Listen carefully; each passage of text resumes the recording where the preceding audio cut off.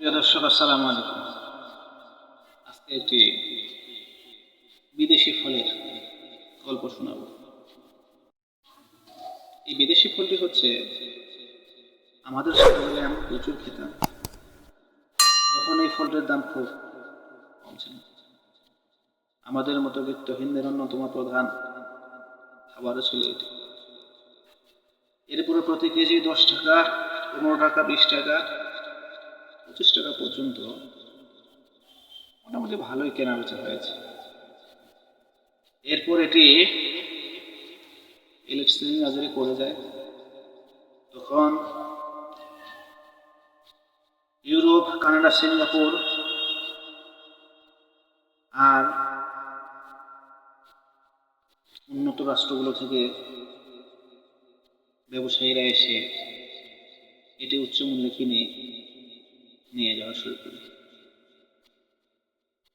আজ অবিশ্বাস্য হলেও এটি 80 থেকে 100 টাকা কেজিতে বিক্রি হচ্ছে।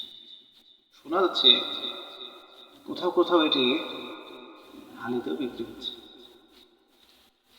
সেই থেকে অল্প ফলটি বিত্তহীন আর নিম্নবিত্তদের চিন্তার বাইরে চলে গেছে। আজ বুকে ফু দিয়ে দোয়া দূরত করো 1 কেজি কিনে আনতে পারি। শর্করার বড় উৎসব আমাদের মতো এই গরিবদের হাতছাড়া। আন্দাজ করেছেন জিনিসটা কি? কোনটা কি? চিন্তা করে দেখেন। আলু, গোল আলু, মিষ্টি আলু অনেক খাইছেন, আর খাইতে এটা এখন বড় লোকদের খাবার।